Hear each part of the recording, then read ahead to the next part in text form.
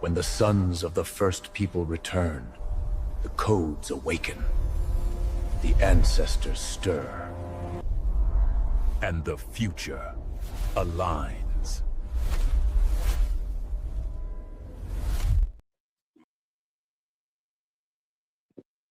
Lafayette, peace and blessing from 113 of Arisha Stone. How you doing, Chief? Universal Frequencies, how you feeling right now? Man, feeling pretty good, brother. Look, everything going smooth, you know what I'm saying? Look, a lot of gratitude, tapping in with this Aries energy, you know what I'm saying? Yeah. Staying on point. While we waiting for the Chief to come in, we'll vibe out a little bit, get the frequency right. Yes, sir. Yes, sir. Hey, look, that good music, bro. Like that, to me, that's like, you know, it's a thing where, like, although I went to do my YouTube channel first because I wanted to like speak on a lot of things more upfront, you know, I'm constantly reminded though, like how healing the music be, bro. You know what I'm saying? So it's an important key. That's real now. Peace to the guys. How you feeling, Ross, man? Thankful, man. Sorry, technology got me a little confused, but I'm No here apology. live and Hey, direct. look, we honored to have you here tonight, man. It's always Mineral Monday. Man. I mean, I'm saying it's Mineral Report. My bad. And most definitely want to tap in with the Chiefs, the Jedi Masters themselves, Roz Ben, Universal Frequencies, and Roz now will be tapping with us a little shortly. But before, with no further ado, Roz Ben, how you doing, Chief? What's been going on with you? And yeah, how you been, man? Thankful. I had an opportunity to be with the West Philadelphia community on Monday at 420. Yeah. The reality is, though, I see her in 2026. Her brings the people together and brings the people out. Because for a Monday, the community was strong, was well represented. It was a good turnout, and it was good to be with one-on-ones, you know, irrespective of the, you know, whatever's bringing us together, right? And yeah. So I'm kind of, you know, riding on the waves of that, you know. Most definitely. I love them energy exchanges. Them be the best ones when you around a lot of like-minded people and energy. Yeah, most definitely. Yes. Universal. Yo. How you doing, Chief? You know what I'm saying? Welcome back to the channel. How you doing, God? What you been up to lately? Man, for me, bro, like the biggest thing been grounding, you know, like hugging me some trees, getting up early in the morning, you know what I'm saying? Matter of fact, speaking of grounded, got my big lodestone on with the nephrite Jade. Had to get back on the lodestone, you know what I'm saying? Get the magnetic fields right in the body, you know, but for the most part, man, just doing my little grounded energy, you know, as far as creations, you know, creating a little something, but also again, because I'm you could say a multimedia artist, also dabbling into a little bit of drawing just as much as the, you know, the wire wraps and stuff. But man, everything been good, bro. I say, man. Like I say, man, we in the room with two legends tonight, man. Two Jedi Masters themselves. Roz Ben, I was having a conversation with you earlier, and I was trying to figure out, man, if I got Roz Ben in the room, what would I talk about? You know what I'm saying? And it's crazy because we always talk about this mound builder thing. And Roz Ben said, man, y'all not really listening to me. He said, look up these mounds in North Carolina. And when I looked it up, it was way too deep to just put it through in the microwave and get a little summary on it. It starts talking about a lot of different things where we talk about all these mounds all around America, but we kind of sleeping on the ones, you know what I'm saying, right here in our backyards. So, Chief, to start us off, can you break down just a little bit about that mound and give us something to go do some research on and some information on that mound you were telling me about? All right, well, let's back up a little bit. The largest gem and mineral show in the country is in Tucson, Arizona. right? In February. The second largest is in Denver, Colorado, right? The third largest show in the country is in our backyard. It's in Franklin, North Carolina. All right. So now I've been to Tucson, I've been to Denver, I haven't been to Franklin. But why I think it is important for us to go, and why I think it's important for us to go in community. And this is what I have been trying to get the brother to like, right? Because at we say at the same damn time, we've been studying the mounds and we've been magnetized to the mounds, right? So the third largest gem and mineral show occurs in a part of North Carolina that is renowned for its mound. The mound in Franklin, North Carolina is like historically recognized. The reason being, and I regret I don't know the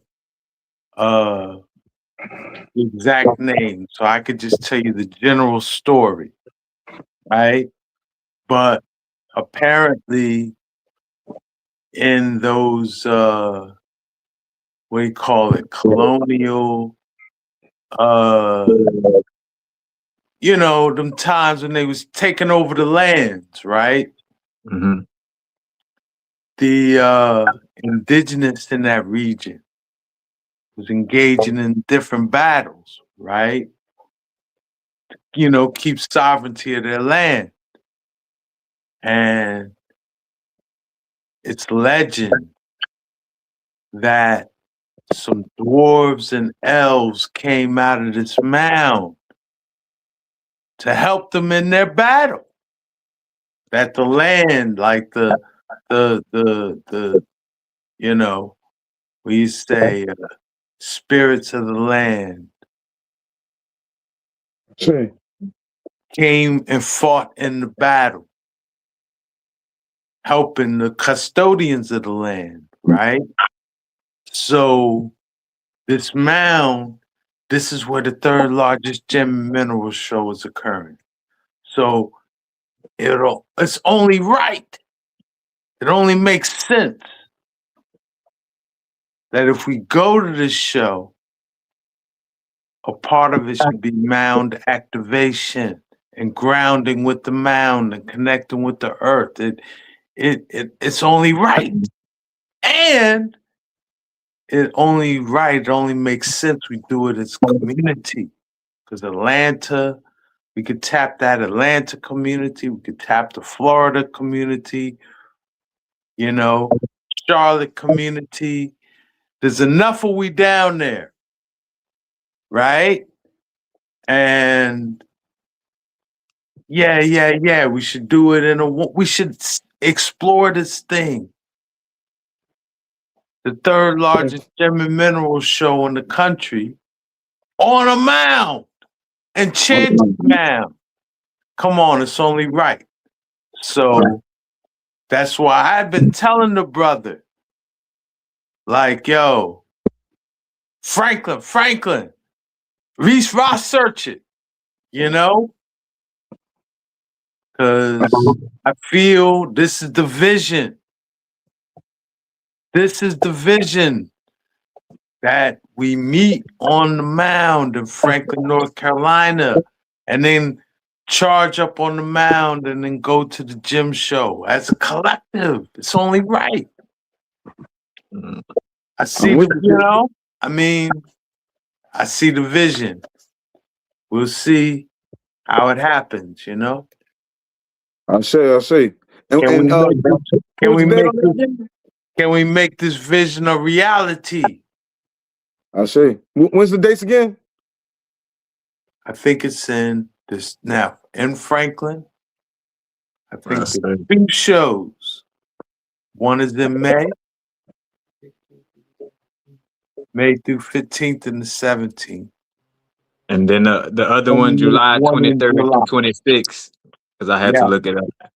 Yeah. So me, myself, I'm visualizing myself there in July because of the alignment with Ras Naeem, who's in South Carolina, right down Route 26, not far from Franklin, right?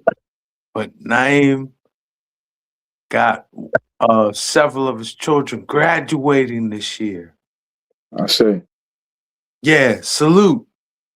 And I Salute. know they got to, in May, they got to focus on family, coming down to, you know, see the future, you know, see the future graduating to their next plateau, right? So July, let's visualize this July show. And we can even line up some mound activation, right? One day and hitting the show one day, collective, you know? It's only right. It's a line where you say, if we're paying attention to how the omniverse, the here and now speaks to us, right? It's only right to pay attention and understand we're supposed to be there in a collective on the mound, activating the mound, and going to the gym show collectively. I And see. we caked up collectively, you know. We putting up, we investing collectively, and see the beautiful thing about Franklin, right? And I think I taught you about this 20 years ago in the Tucson, right? The reality is, let's say you in Tucson caked up. You got a lot of money, you make a big investment in Tucson, but you live in the East, on the East Coast. You gotta get that half a ton or ton of crystals or whatever it is you invested in. You gotta get that over 2 mountain ranges and across the nation. Shipping ain't easy. I know enough brethren who busted their transmissions up trying to get what they invested in over 2 mountain ranges and thousands of miles. I know brethren who had to get warehouses in Tucson because what they had invested in, they had in fact, because another thing is when let's say you get, you know, X amount of hundreds of pounds of crystals, right? And you're going to ship them back. You're going to mail them back. You still got to factor in packing them. So when they get home, they're not going to be crumbs. You don't want your stuff broken up in the shipping. But, you didn't factor that time in and your plane leaves tomorrow.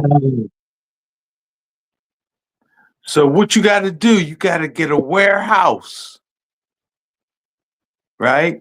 But see, Franklin, North Carolina eliminates all that. All we got to do is rent a U-Haul truck because it's right down the street.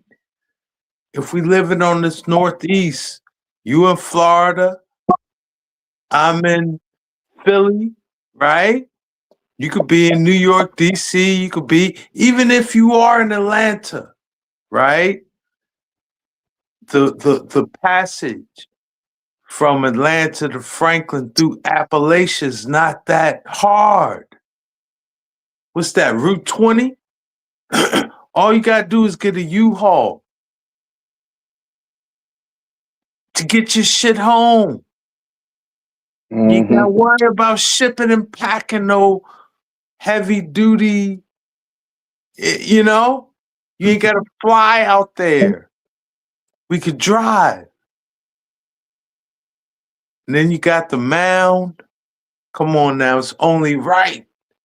And this has been a vision Ras Naeem and I have held for a couple of years, actually, having some type of collective meeting. And so maybe this is the year. We'll see. Time will tell. You said July. You said July. Some of the came a little late. They said, "What's happening now?" Chief wants us to all pop up on at a very, very powerful mound. Number one, and it's great because once we get to this mound, our energy already gonna be up because we're doing something we love to do. If I see universal frequencies in July and see Roz Nam and Roz Bennett, my heart frequency gonna be there. Oh man, and we doing something we love to do. Now, just like he said, we magnifying the energy. We go on top of this magical mound. It's crazy because we look at the mounds and we don't really just do all the history on it. Where the mounds down here are connected with the Timucua. And oh man, hold on, boom. Let me see. Yeah, man. Yeah, we should Ross search it. Yeah, yes. And go down there with some specific intention with the mound. It's only right. The alignment is because even the time we're in. Roz, now I'm just trying to come in. You'll tell him try to come back in? What you say? Oh, there you go. Boom. Well, the time we're in. These if you're a student of prophecy, you can't help but know what time we're in. We're in prophetic times. Most definitely pay attention to everything. Are we just observing the fulfillment of prophecy, or are we participating in it? I asked you that question last strong. We participating. So these are the things that have been prophesied. Are we going to do it, or are we going to observe it? Johnson. Man, Roz, now we spoke up on you. I just said your name and you popped up like Candyman. Prophecy fulfilled. Aye. What's going on, brothers? Man, we were just talking about getting our spiritual tools, our toolbox up. You know what I'm saying? Getting these spiritual tools and gems and we everybody want to be a king, everybody want to be gods, and we don't got no kind of gems to show for it. You know what I'm saying? No kind of spiritual tools. So I was just reading to them, Ross, about Franklin and the mound up there. Have he been to Franklin? Ross Naeem been to Franklin. Teach you something, Chief? Yes, I. Franklin is it's unique. You know, Denver, it has its own flavor. Tucson has its own flavor. Franklin's up in the mountains. So just that mountain factor alone just puts a flavor on Franklin that's unique. And it's an opportunity because it's right here east of the Mississippi. It's a day's drive away. You know, for most of us on the East Coast, day at the most. And we can go get them. Go get them, like you say, go in there on a mission, go in there with the collective intention, and a technique that we found to be successful. Those of us who have been so fortunate to make these larger gym shows, Denver and Tucson, is the collective technique. Because the reality is, when you get into these shows with all these vendors from all around the world, all of them, you know, all these stones, like there's tables, tents and tents of stone, it's easy to get spun out. It's easy to get overwhelmed. It's easy. You go down there and just say, hypothetically, you got $5,000. In the first 2 hours, all your money's gone because you're overwhelmed. You're overwhelmed. You know what I'm saying? We go in with a collective technique. We hit the market. We span out. We strive not to spend no money, at least in the first portion of the day, so that we can do what? When we reconvene, let's say if we go hit it early, we span out, we maybe hit a few shows, just say 2 or 3 shows. That's a lot. 2 or 3 shows is already a lot. Plan to reconvene at a certain time in the day where we can discuss what we've seen. So yeah, we looking for shungite. Yeah, I saw the man with shungite. He got it over here, $10 a kilo. Yeah, I saw shungite too. He got it over here for $1 a kilo. Right. Let me tell you. Right. We're going to get it for $1 a kilo, right? It's too much ground. It's too much for one person to cover efficiently and effectively with the amount of time, with how much there is to see. But when we hit it as a collective, and we're hitting it intentional, we got a list of what we're looking for. We span out. We prayed up. We powered up. It's only right. Yes, we what they call it, recon. We go on our reconnaissance missions, see what we see, come back, reconvene. Boom, they got it. We got a couple days to work it strategic. Go get that sweet surrender, Go get them that sweet surrender style. You got to remember, the crystals got a mission and a purpose too, right? And they want to connect with, and crystals don't like being held ransom by pirates. No, they don't like being deboed. They don't like being deboed.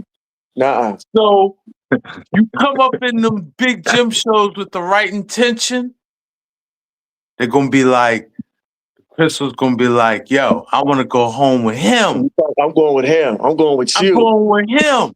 Uh-huh. And they're going to make it happen. Look, story. Let me tell you a local story, right? Gym show of last year, not the gym show, one of the stones of 2025 is what we call the small but mighty. Right? And I'm rolling around. This is at our local gym show in Columbia. Just making my way through like I usually do toward the end, right? Because you get the best deals at the end. Merchants, like you say, the earth is heavy. Them cats ain't trying to carry all them rocks back to wherever they brought them from. Paper beats rock. They trying to download something. If they take the same weight home that they brought back, that's self-defeating. They gotta pay for them to get them there. They gotta pay for them to take them home. They supposed to drop them. So at the end of the show, they trying to drop some weight. Paper beat rock. Paper beats rock at the gym show. Don't paper beat rock? Yes. Last time I looked. Right? Yeah. Last time I played the game, paper beat rock.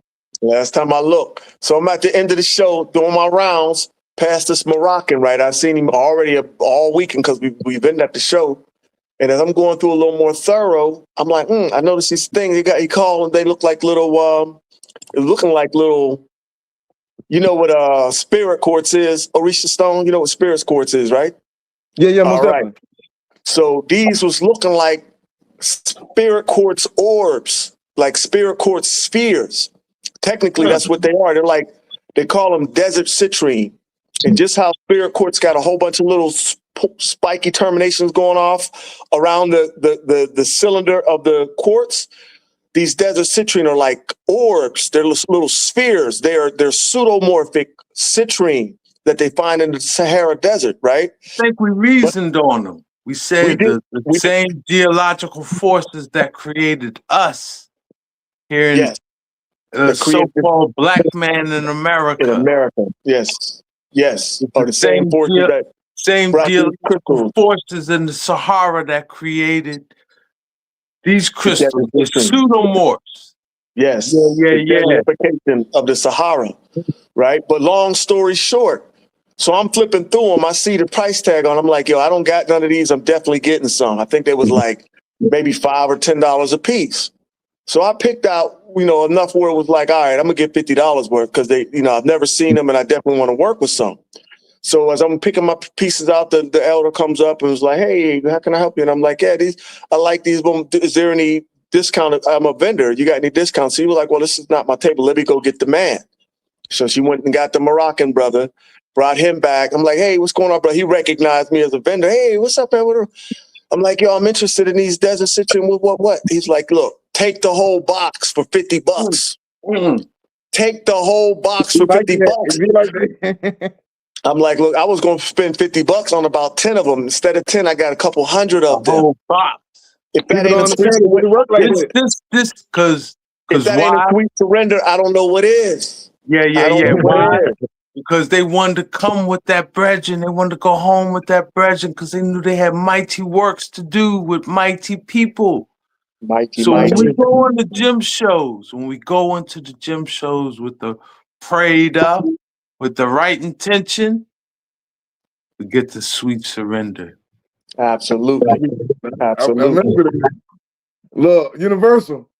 Me to a lot of different shows, but look, the OG's giving it to us right now. We're like, oh man, I'm listening, man. I only been to 2 Tucson shows, but I already know I'm in amongst, you know what I'm saying, some brethren who, you know what I'm saying, been doing this, you know what I'm saying. So If you've been I'm listening. to Tucson, you felt what it say. He who feels it knows it, right?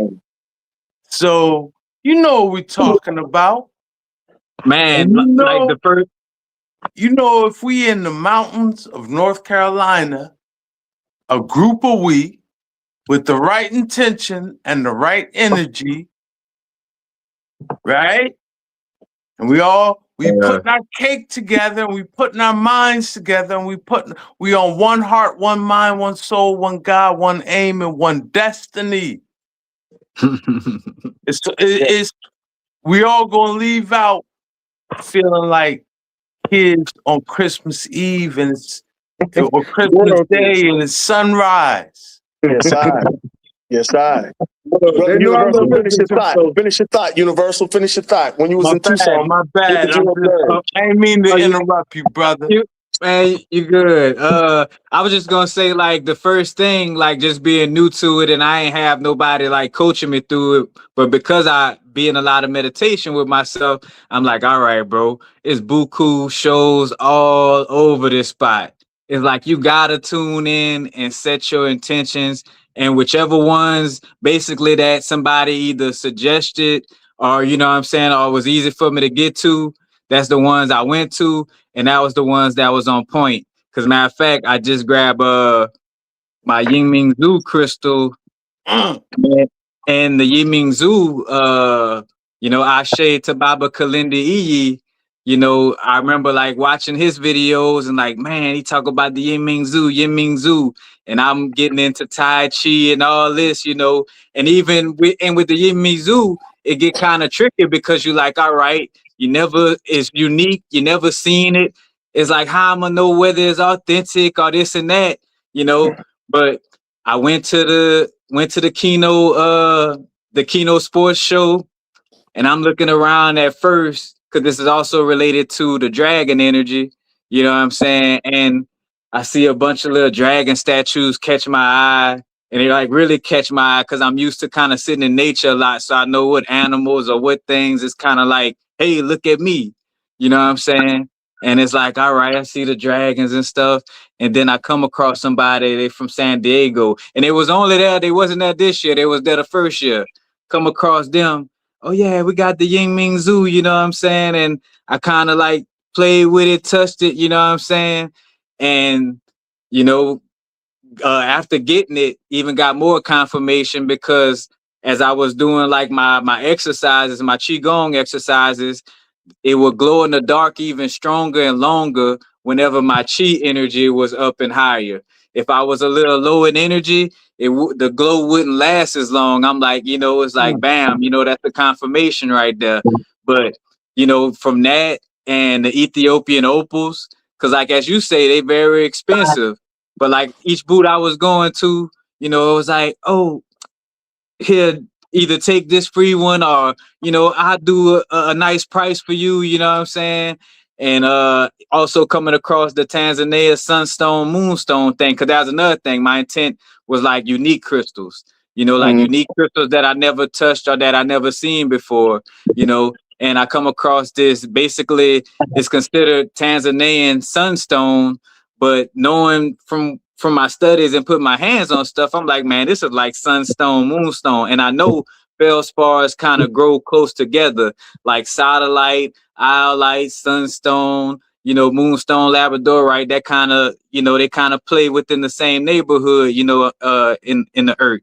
So it's like, all right, seeing that little connection, you know. But yeah, man, you gotta step into it like with a certain level of like intentions, you know, because that saved me, because I was about to overwhelm myself of like, you know, like, oh man, which one? It's like, man, go to the first ones that align with you, and then getting the confirmations with finding some of the crystals that, you know, was aligned with my intention, you know what I'm saying? And from there, like I only stuck to those three. So the 22nd Street show, the Kino Sports Center gym show, and then the one right across from the 22nd, it's called a Pueblo.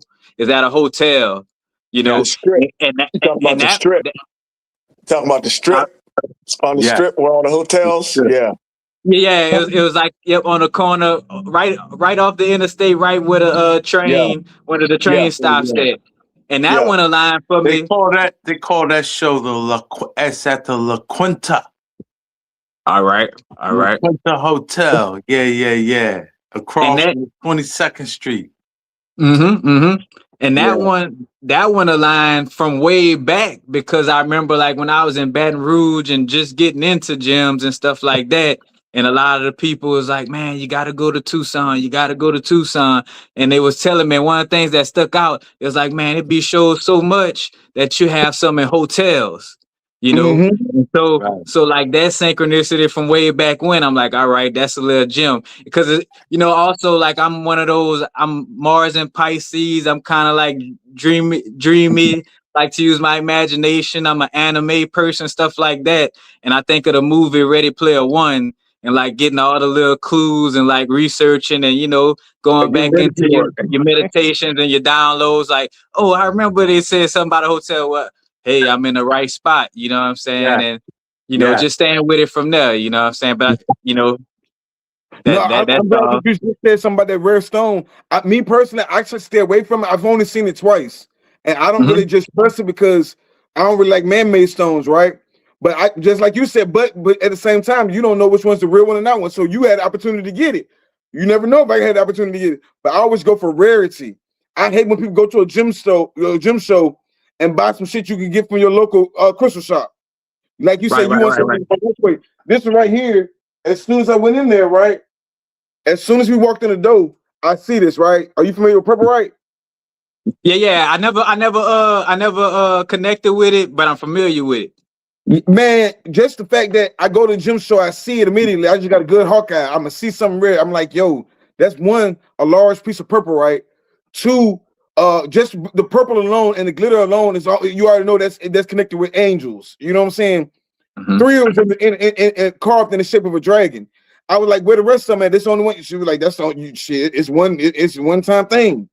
So I'm going for something rare.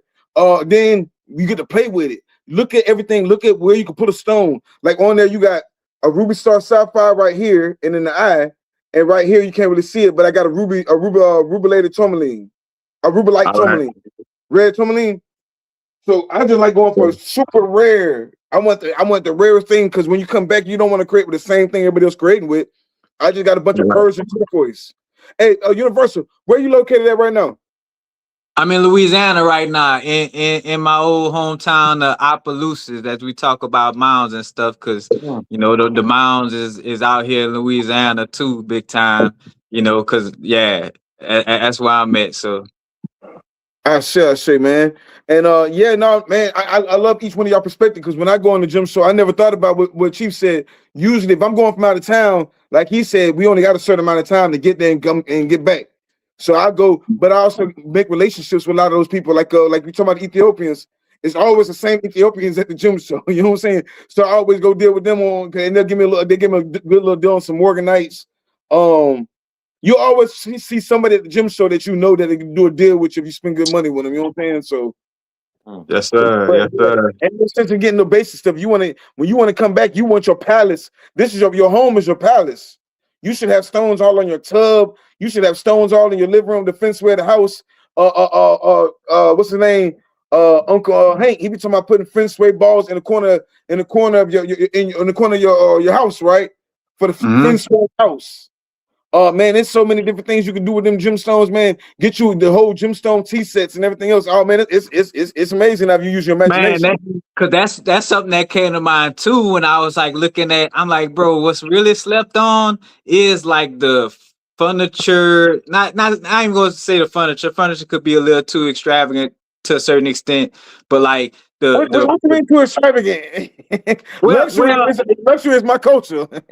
Well, I'll put it like this. More so, what I want to say is keying in though, like on like the plates and like eating and stuff like that. Because I was like, almost kind of like to what Ross been saying about going to Franklin. It's like, all right, imagine all of us eating out of a quartz or amethyst bowl, drinking out of quartz and amethyst bowl, and we set an intention at the meal, and it was cooked by somebody who had love in their heart, but I don't see much like big, like, again, I guess because most of us make the handmade jewelry and stuff, is not really like promoted as much to get you like, I guess, for lack of a better word, silverware, but like forks, spoons, plates, bowls, you know what I'm saying? Because I just know, and not to cut your wisdom, but I just know that I got Roz Nem on here, I got Roz Ben on here, I got Universal Frequency and Lil Old Risha Stone, and all of us come from our own little parts of the galaxy and worlds where we big in the crystal community.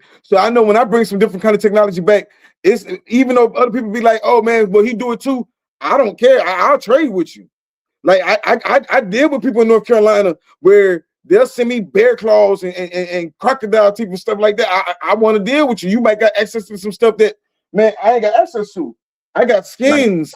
They might, if we talk about everybody want to be Indian, but they don't want to time to do Indian shit. We got to start getting into trading stones, and you might be in Tucson. Somebody said they over there on Tucson, right? Hold on. Somebody said they got to shop at Tucson because they're on the West Coast. Well, guess what? You got access to stuff we ain't gonna have access to. You know what I'm saying? Right. In Florida, we got access to a lot of different things, right? I can't find. Yeah, here it is, right here. So we got a lot of access to a lot of different things. I realized that we got more access to things in Florida, right next door in Georgia. They don't got access to. We got abundance of motivate. We got abundance of stones. I don't know what it is, but people bring their gemstones to Florida. You know what I'm saying? Tax free. It's called the tax haven. Yep, Florida, you ain't got no tax, right? Yeah, that's right. what it is. Yeah, that's what it is. So if you're in California, you might mess around and catch something that we don't have over here abundant. I.e., what's that blue stone? I can't pronounce it right now, but they got some blue stones. I got one of them. They're really they real rare. Say Haim? Huh? Haim? No, man, I can't even think of the name right now. Hold on. No, you know what? My wife just hold on. Let me see that. That's hard. Hold on. Focus your camera. Yeah, my wife just got one of those too. This Haim, as I was bringing up the fluorescent vibe, you know what I'm saying? Haim, I never heard of Haim. Like, that was my first time seeing Haim. I don't like it because it looks too much like fluorite. All right. Haim, my little thing about it was, again, like, because, all right, my intention this last gym show was like, once I found out, like, for one, I was like, man, I want stuff. My intention been like amplifying my dream, like my dream healing and tapping in with my dreams, going into the inner eye and get more vivid with the dreams. And so I also came across the notion that, again, like, it's possible that neon colors are like, fluorescent type of colors, like, help to amplify your memory when it comes to dreams and ancestral connections, and so coming across this gym show, I just easily got connected with the Hackmanite, and the Haim, and both of them basically are closely related because this is basically like lapis lazuli with a little bit of sulfur in it, and this is basically satellite with a little sulfur in it. You know what I'm saying, on a chemical level. But Hackmanite is uniquely different because it got it has a tenebrescence. And basically, it changes color. Oh, like the UV light, it shines a certain color. But then after you put the UV light on it, it darkens. But then after a while, it starts to lighten back up again.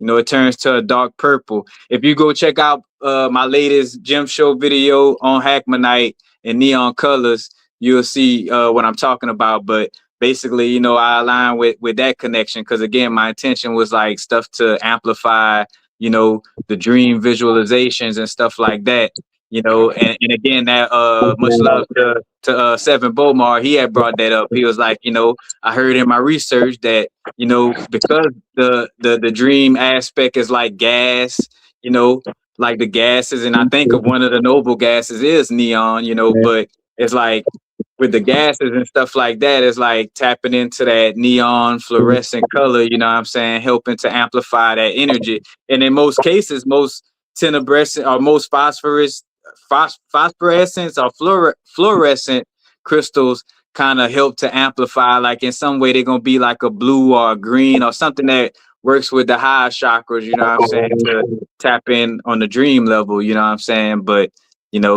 Yeah, Man, I've been seeing it on the market. I've been seeing it a lot on the market. I saw a couple big pieces of the last gym show, and I really didn't know how to feel about it because I was like, it almost looks like fluorite. My wife, she got a couple pieces of it just to work with it, but that's the whole point of going to the gym show, getting something you ain't never worked with before.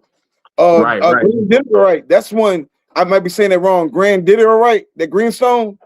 All right. That's right now. They were saying real expensive. Gotcha.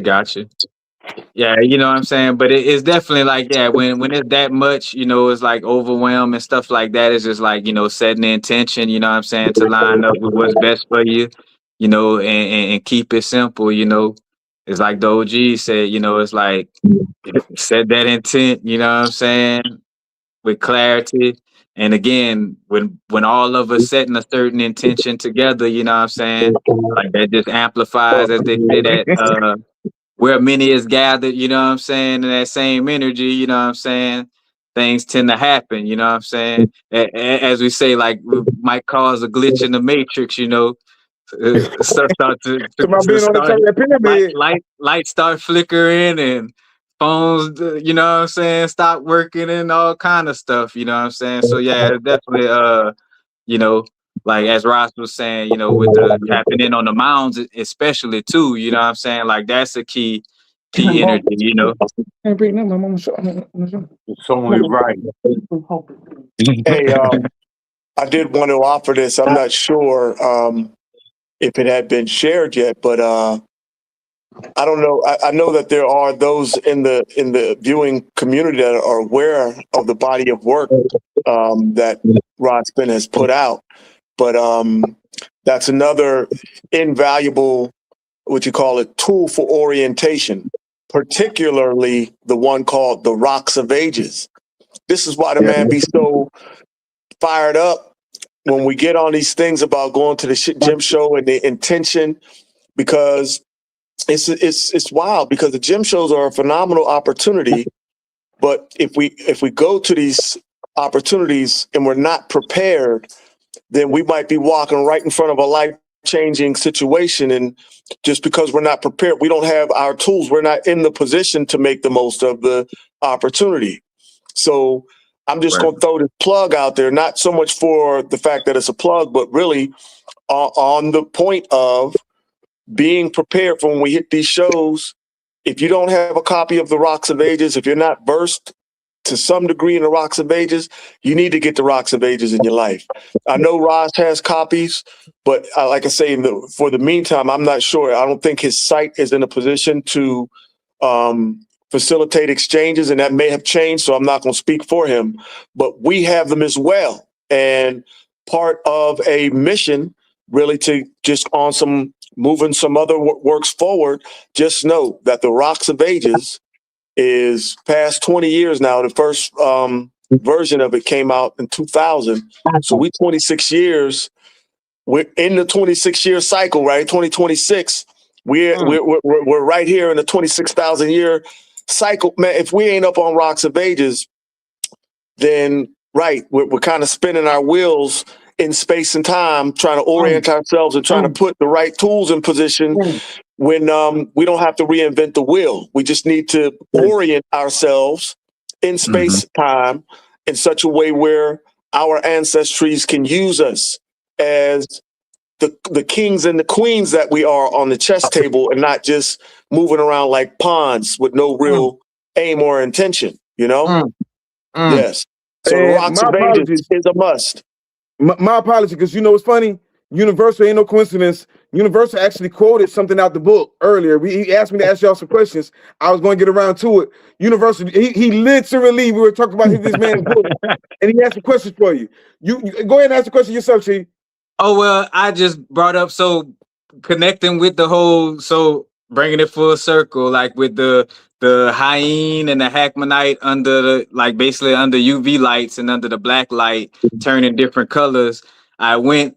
What's funny, I went look up the Rocks of Ages, then saw it on Infinite Treasures website, and then like looked at the table of contents, and I saw something about ultraviolet light is celestial water, and then also about like black light, well, basically celestial sources of black light. And I'm like, dang, that tie right into the hackmanite in the you know, in the hyene and crystals that kind of have that fluorescent you know, I keep forgetting tenebrescence, you know what I'm saying? But basically like that connecting with, you know, what Ross Benden already spoke on, and also atmospheric scintillation.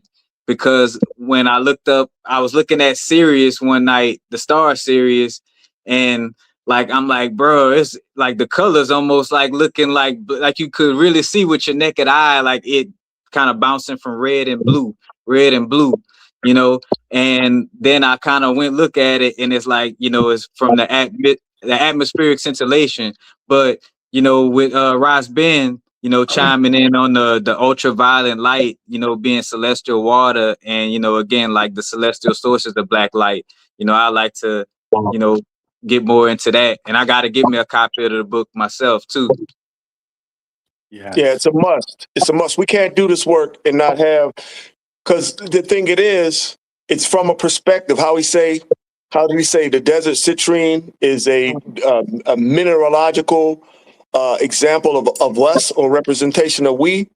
The rocks of ages is a tool that helps us to get through what you say, the wool over the eyes of the literally the time, what they call the year, the dates, and then just put us into a proper orientation, like how our A better foremothers and relationship forefathers. with the earth. Yes. Yes. Yes. That's the Yeah. intention. We have to connect more with the earth. And in line with that, right? And in line with going to these gym shows, right? I want us to start seeing ourselves as not being on the earth. We're in the earth. We're in the earth. We're in the atmosphere of the earth. Okay? Not in the geosphere. We're on the geosphere, but we're within the atmosphere. So we're in the earth. We're part of the earth. Right? Don't see yourself as separate from the earth. Right? Even though we stand and move separate from the geosphere, right? We're in the atmosphere. And so, in line with that, right? When we become a custodian of crystal, we're not taking that crystal out of the earth. That crystal is ascending, is elevating from the geosphere to the atmosphere to heal the earth, one human at a time, or one collective at a time, one community, right? So we have to see ourselves as being in the earth and a part of the earth as we do these works with the mineral nation, become custodians of the mineral nation, right? Because many of these crystals have been in their formation before we were even a conception. And they'll be in their crystalline formation when we are forgotten, when we're afterthought and forgotten, no longer here, right? So for real, who's the real custodian? Right? Who's the real custodian? Right. But we're there because there's certain crystals, celestial quartz, that many consider angels incarnate in stone, right? And they consider our relationship to them. They have like their interdimensional, infinite memory that they could tap into, right? but they don't have a way to talk, a way to walk, a way to move, like be an agent in this atmosphere, right? But we don't have access to that infinite mind. We forget we when we're born into this reality, we lose that interdimensional infinite memory. We gotta remember it, right? Yes. But we could walk, we could talk, right? And so we work together. The celestials help us remember infinite and interdimensionally, right? And we're their agents here. We walk and we talk with them, for them, right? So, you know, when we get to that relationship with the earth, realizing we are within the earth, and we just custodians and co-workers with the mineral nation. We healing the planet one human at a time. Then it opens our relationship with the mineral nation to do things that we could best interpret as magical, mystical, you know? Yes. Yeah. And it's fun. Yes. This is It's what the man fun. is saying. This is what the man is saying. Are we just observing prophecy, or are we active? Are we actively engaged in prophecy? Are we actively fulfilling prophecy? You know? Yes. Yes, that's You know what the what's man crazy? said.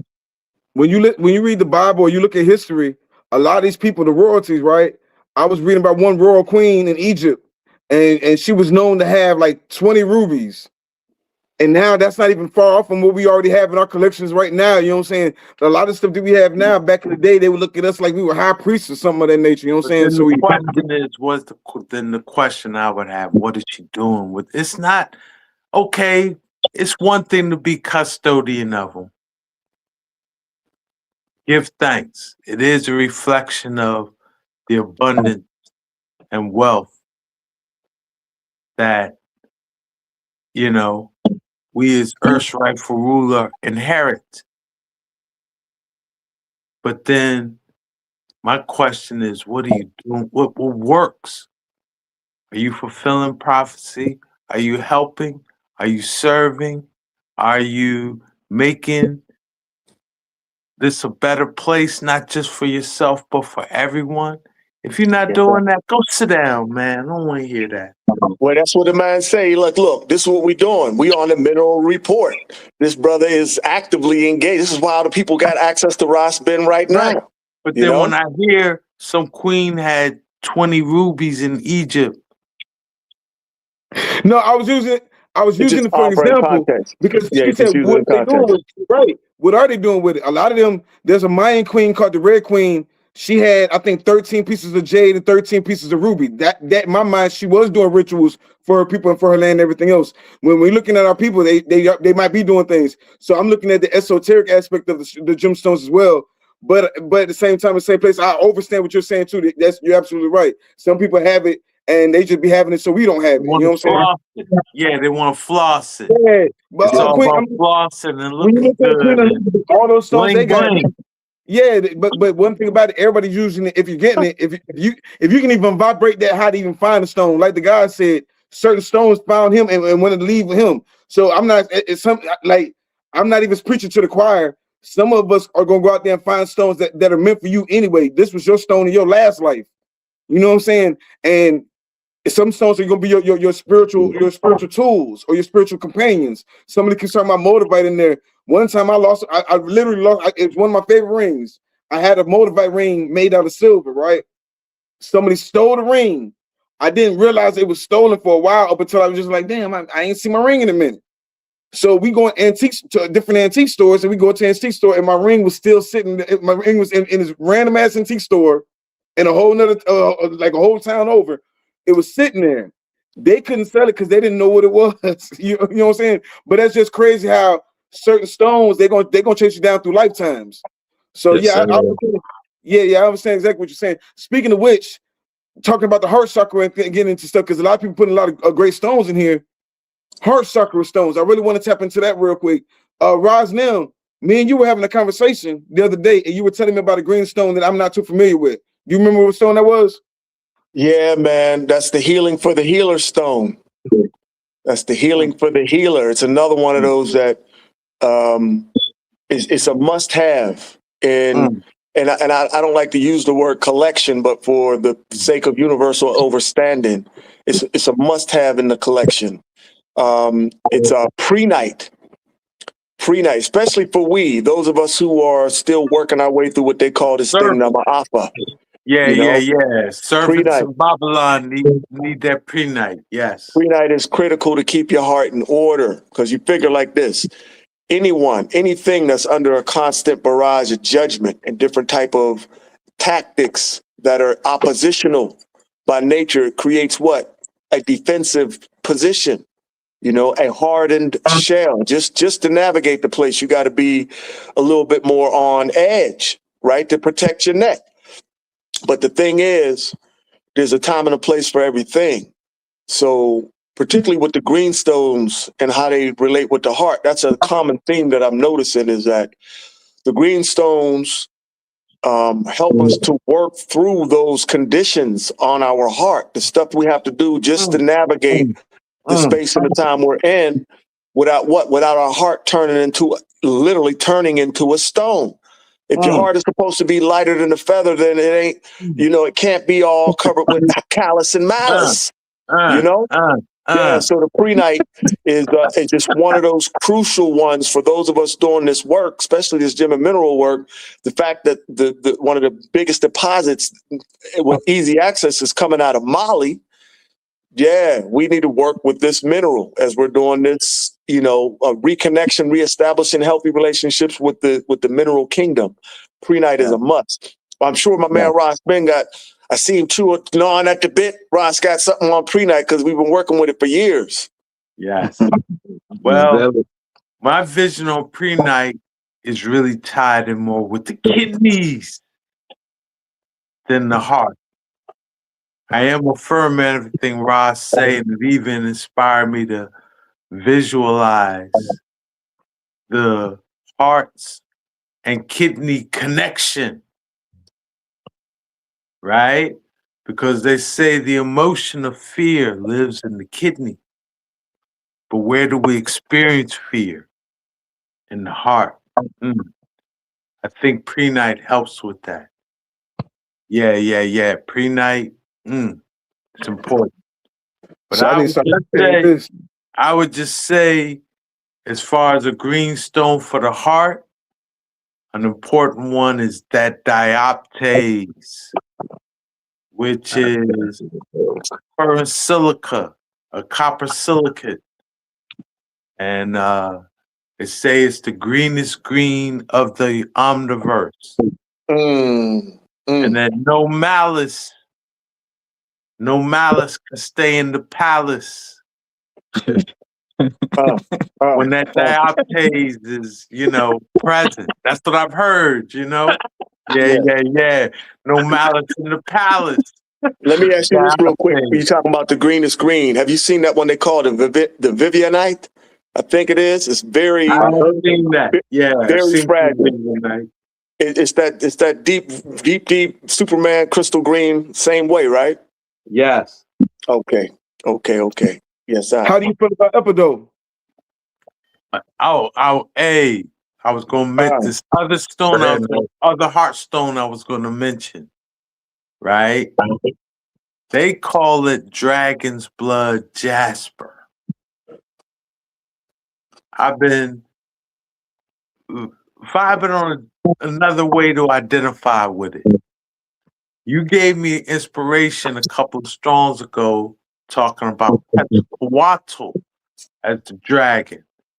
That maybe this is Quetzalcoatl's blood, right?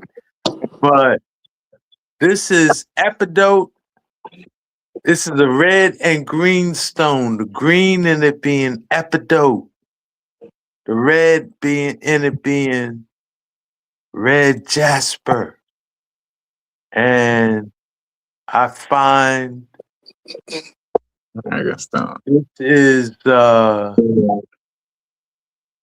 the heart. This is it's a heart strengthener. And because Peridot makes you feel deeply. That's really what Peridot is all about. Feeling things deeply.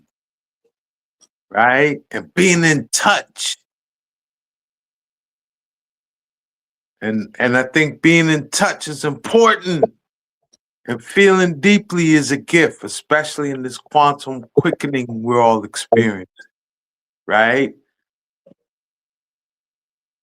I see. So Peridot is great for all of that. Feeling deeply and being in touch and working with that quantum quickening. And the Peridot and the red jasper coming with this Quetzalcoatl stone seems to really strengthen the heart. Allow you to feel deeply. And your heart be able to handle what you're feeling. Because a lot of us, our hearts are broken to some degree. So we don't want to feel deeply. We don't want to be in touch. Right? Aren't we working through that as a collective? And that's something we working through? Most of us, yes. Most of us. Right. Yes. When you talk about the heart, right? Yes. We've been hurt. Our heart's been broke. So we don't want to feel deeply. We don't want to be in touch. Right. It's part of the conditioning, because as a people, right, as the remnants of indigenous people, caring and sharing, it's in our DNA. It's but the society we live in slowly but surely just kind of jades that away, where it's like, in order to really navigate this place, you gotta, even if this is not your MO, you still got to be able to operate from every man for himself type of position. Right? Every man for you got to be able to do it. So, but the thing is to not get locked in that position, not to allow the suit you got to put on to navigate Babylon actually be the suit you put on when you're in your prayer and your meditation, when you're doing your spiritual work. You know, you still got to have that capacity to care and to share, to open your heart, to receive.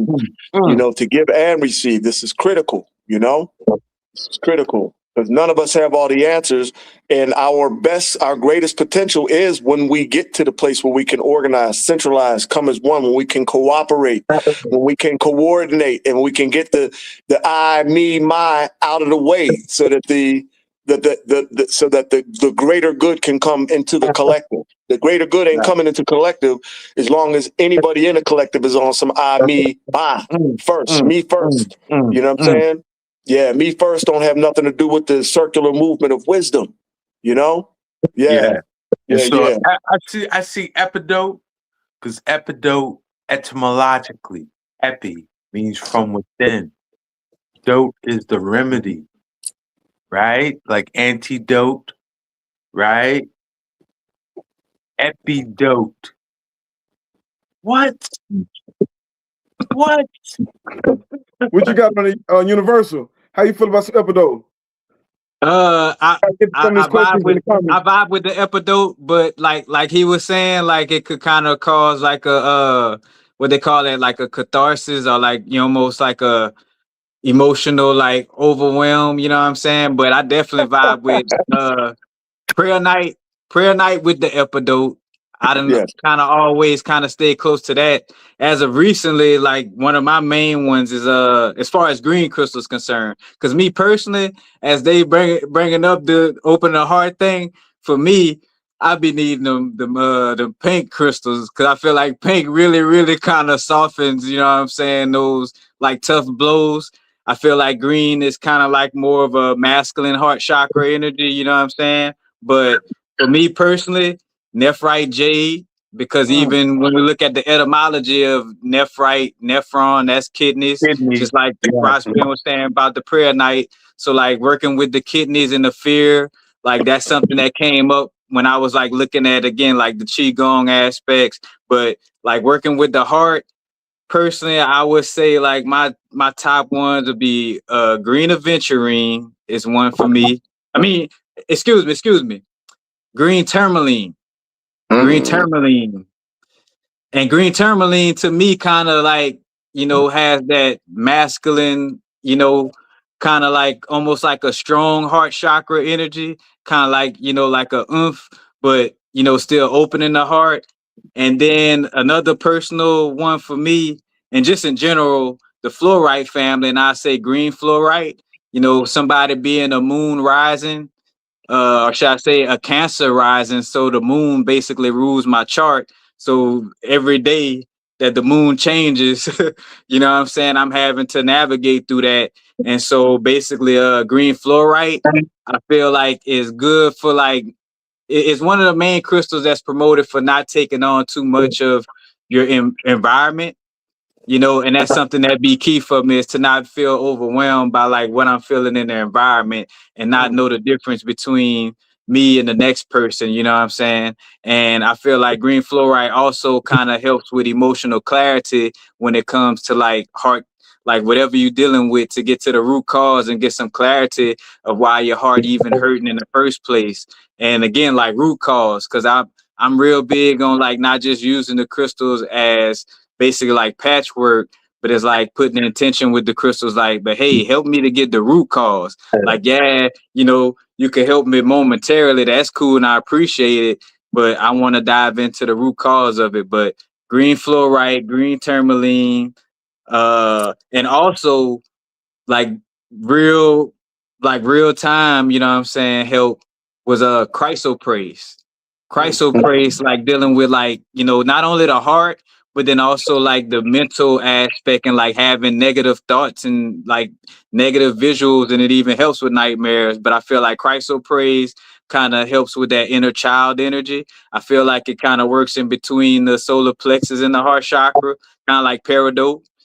But chrysoprase definitely is one on my list. But yeah, I would say for the green crystals, green tourmaline, green fluorite, and I don't work with it as much, but I also throw moss agate in there, you know, Yeah. just off of the nature vibes. Like when I'm dealing with moss agate, I'm just like you know what I'm saying, like I kind of feel like more at ease, you know what I'm saying. But I would say like that's kind of like my top green crystals. But again, I'm when it comes to the heart chakra, I feel like the pink ones be kind of really softening up and helping me, as we say, because you do get defensive and you want to close off your heart chakra and like, oh man, this happened, I'm gonna just shut down and close up. And I, again, like in the past, I done went through emotional numbness, on the sun sign, Neptune, and what Mercury, Capricorn energies, you know what I'm saying? Like, oh, just climb the mountain, just keep going, you know what I'm saying? It's like, nah, bro, you gotta take care of your heart, and for me, the paint crystals, like, honestly, if I had to name a crystal that I'm never without, is rose quartz. Like I always got a piece of rose quartz, like no matter what. Like that. Hey, I'm gonna get right back to you. I need to get some of these questions because we got a lot of great questions and comments in there. Some people getting upset because they say they're not understanding what we're talking about. But that's the thing. We're not gonna we can't cram all this information in an hour or 2 hours. If we're giving you the name and we're giving you, it's up to us to go do the research. This is how I found out universal frequencies and Rod's been in them.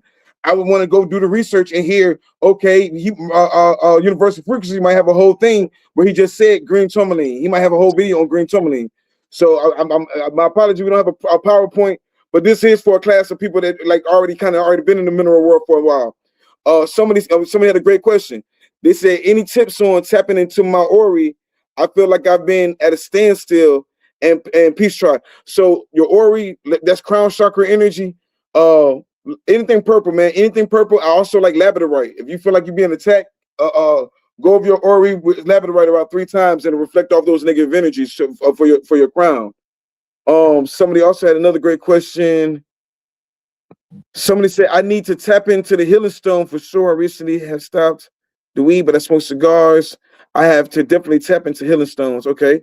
And then I think I got most of them. Rose quartz, yeah, rose quartz. Yeah, back to you, universal. I feel you on that, the pink stone, because one of the stones I was really feeling on that side was rhodochrosite. That's an amazing stone as well. But I was kind of locked in on the green stones because right now, no, I rock with it. You know what I'm saying? We talking about heart chakra, and we don't want to have a conversation. Most people think the heart chakra is all pink stones. Some people think the heart chakra is all green, but it's a balance of also the different things. You know what I'm saying? What you got there, Roz, now? So yeah, the heart chakra being the 4th chakra, it's the chakra in the middle of our body, right? 7 chakras. The heart chakra is the center chakra, and it is the only one that has 2 distinctly different colors, pink and green, representing them. But got a little story about this one. This is Rasta. What this is? That's why he. I don't know if you know that I got jokes, but this is the remnant of another sweet surrender. 2024, Ross Ben and myself and my wife, we were making our way around Tucson, and one of my bucket lists were to find the man with the high-powered magnets. Because Tucson, them folks ain't just selling stones; they selling all manner of stuff out there. They got a whole African village section where you can any and everything you can think: African art, African apparel, hats, canes, wood carvings, bronze, you name it, they got it in the African village, right? So we're out on the strip, a Universal, and we just about at the end of our spending. We had just hit the high powered magnet, man. So I had a pocket full of high powered magnets, right? I'm gonna rewind back about a year or two. About a year or two prior to that tribe, Ross Ben came into Columbia. Second or third time, but the second time he came in to speak, and we were at the gym show because we would line up bringing Ross Ben in with raising the awareness of our community in Carolina, especially because at our gym show we usually be so poorly represented, be so few melanated people at the gym show. So that was part of the work. All right, we're gonna get more of our folks out at the show. We'll bring in Ross Ben. He'll do a series of reasonings. And yeah, man, we'll meet up at the gym show. Even what we talk about at the gym show, and go make it happen. So we're at the Columbia gym show, and Ross goes off for a little while. He comes back, and he's just fondling this stone like he's sitting behind the booth, just enamored with this stone. Like, what you got, Ross? And he pulled out, and the one he had was big. It was like a softball size, one of these. And then he had the magnets. He Peridot, and he had the magnets, and clack, the magnets stuck to the Peridot. Magnetic Peridot. So immediately I'm like, what? Where'd you go? Where'd you get it? Went over there, and I mean, they weren't cheap. They were maybe about $30 a stone, the ones we were getting.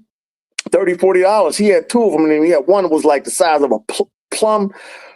Boom. So, boom, I went to the gym show, got some. Fast forward, we're in Tucson, just left the Magnet Man. Right, we walk outside the front of a hotel, and I'm looking around at one of these Pakistani brothers' table, and I'm looking in the tray like that looked like that Peridot, and I just got the magnets. Pulled the magnets out of my pocket, clack, like, oh, Schmitty.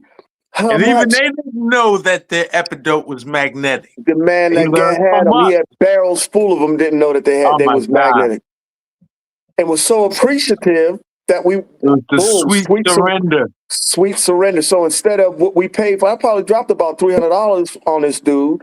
But what I would have got for $300 prior to the little exchange and just establishing a sweet connection, like night and day, how much we was able to come away with on this magnetic Peridot from the high mountains of Pakistan, And Ross got some. That's a dangerous crystal right there. Ross got some and was rocking with him hard. After a few months, he was like, "Man, I got to put this down because it's indiscriminate when It it's makes talking you about feel things so deeply, and even like the whatever you brother was feeling. saying, It ain't just happy feelings. It ain't just because happy feelings. let's say someone who's going through a tantrum or they're not in control of their emotional state, and you're around them, and they're going through some emotional catharsis, you're They're gonna acting out. feel it. And you Yes, got epidote, you got some magnetic epidote on, you're gonna feel that thing deeply. yeah, That yeah. magnetic epidote is dangerous It's no joke. in It's these no joke. urban environments where, you know, people aren't really disciplined enough to be tempered in the emotional state. And so that's a part of us not wanting to be in touch with ourselves, because if we're in touch with ourselves, we feel things deeply, then you gotta filter who you're around. Company you keep. The company you keep. You gotta filter the environment you're in. You can't be in Philadelphia feeling things very deeply. Mm. You can't be in Philadelphia in touch in this out of touch place, man. You know? So epidote, that magnetic epidote from Pakistan is woo. Now the epidote and the pre-night from Mali and the epidote, it seems one thing I've learned, and I learned this first with the ruby zoisite, right? Mm. Because rubies, if it's a red ruby and you're a fiery person, or you're a red person, you're a Shango man, you shouldn't be wearing no red ruby. Because it's going to activate the. Fire It's blaze. too much. It's too much. Right. Inferno. Yeah, Burn up It's everything. too much. Right? So it seemed like the ruby with the zoisite, with that green zoisite, don't isolate. When you find a crystal, you find the matrix that it grows in. Mm. Right? Because more than likely that matrix is going to be the energetic complement to that stone, right? So it's the same with the epidote. The epidote with the pre-night out of Mali, it seems to be, a good way to tap that epidote, get in touch with yourself, feel things deeply, but the pre-night kind of keep it cool, Mm. The Synergy stone. red jasper in these ones. I'm gonna pull out the red jasper. Hold up. The red jasper in these, right? Like I said, they call this dragon's blood jasper. I don't necessarily resonate with that name, right? And I do like the Quetzalcoatl's blood, right? But I'm even open to another way to identify and relate to it, right? But I love the stone because it's got the epidote in it, along with another complementary stone. So it allows me to feel things deeply and be in touch in Philly, but it seems to be like counteract challenge of epidote by itself, that one out of Pakistan, like woo, because for a long time I wouldn't even mess with no epidote. Some of the things I went through, some of the experiences I went through, wearing Epido and filthy. Whoo! I was like, nah, cool. I'm cool with that. And we would joke about it. We would joke about it like, you know, because I've worked with a lot of crystals. I've never had that experience before. Where like, you know, and the thing was, it wasn't even, if I could be honest, it wasn't my own discipline, emotional discipline and emotional mastery that was the issue. It was the emotional discipline and emotional mastery of others. Being exposed, yeah. Wearing that Epido. It was real deep. It was real deep. You know? Black Rock got a good question. Having to deal with things beyond your control. Wearing Epido ain't easy. I know one thing, when you get mad, if you got it in your pocket, it explode. That everything he just said, I can vouch for. Black Rock got a crazy question. I mean, an amazing question. He said, "What are the significance with magnetic stones like lodestone?"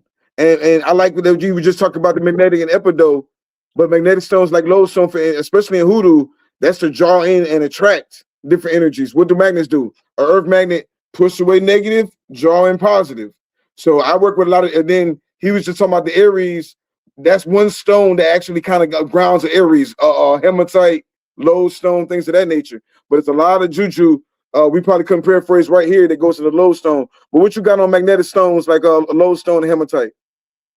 Oh, and what I was just gonna add, like when they brought up the Epidote that basically has the magnetism to it, I'm like, man, that might be some connection to what I saw some people marketing as Maori Jade. But I got some beads called Maori Jade, Maori. Think it's basically some natives from the New Zealand, Australia area. But like basically it's like a green crystal and it was magnetic. So it might be some little connection there, although it wasn't marketed as Epidote. But for me, with the again, like as I was saying, I'm wearing the lodestone with the nephrite jade, and it's a big piece of lodestone because I was like on some grounding vibes. But for me, it's real good for like also like you could say like resetting your dragon line. So like what do you call it? Like river, it's called river maps in Chinese medicine, river maps, ley lines, you know what I'm saying? Again, nadis, meridians, but it's also used in acupuncture on certain little parts of the body to like clear out, certain blockages and certain energies within the nadis and meridians of the body.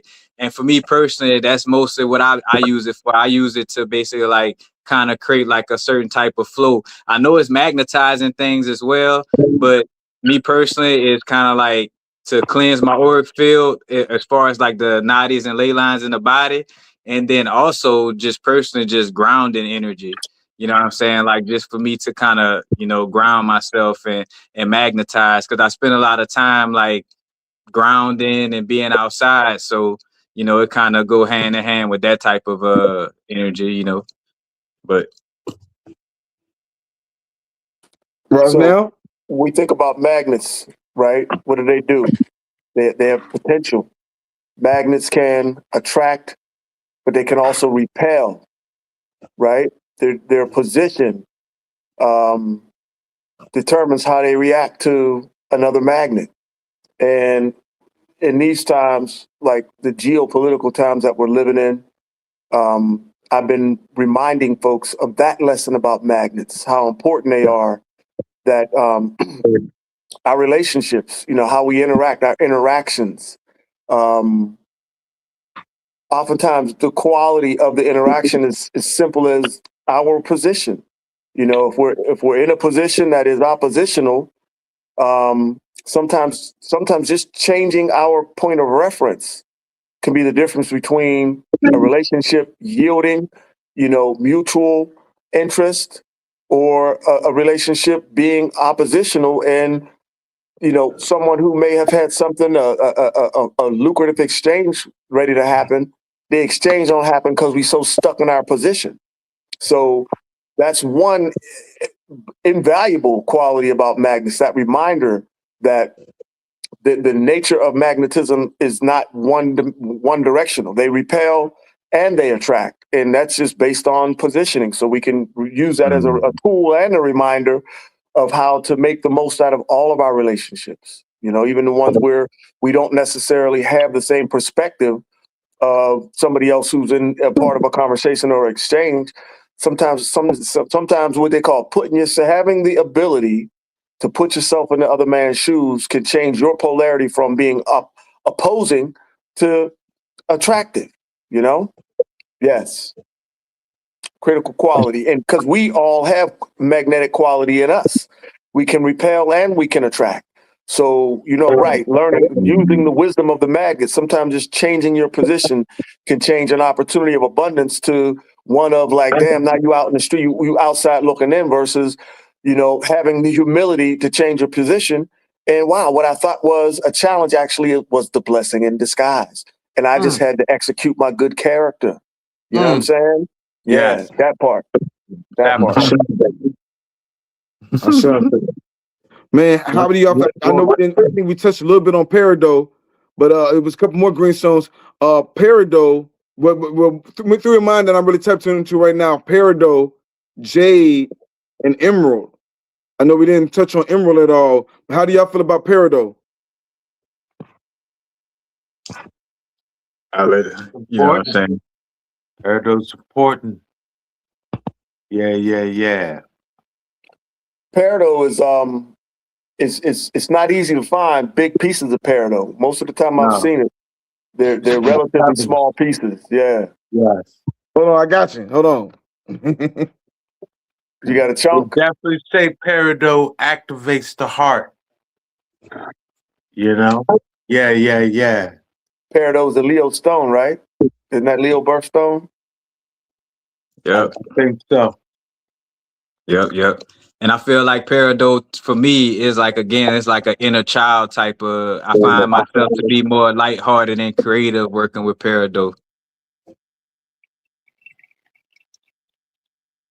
Yes, that sense of innocence is so important, you know, in the heart chakra. You know, they got this thing where they say you're born into sin. What kind of shit is that? Right. You know? What kind of shit is that? For real? Like, what do you mean? I'm born. Some sensational shit. Miss me with that. Sensational shit. Miss me with that, man. Look, I get a chance. That's basically saying you don't get a chance. You come in here and you're already doomed because you was born. Like, nah, man, I don't know who made that up, but it didn't come from my bloodline. Somebody else came with that as what? A mass mind control factor.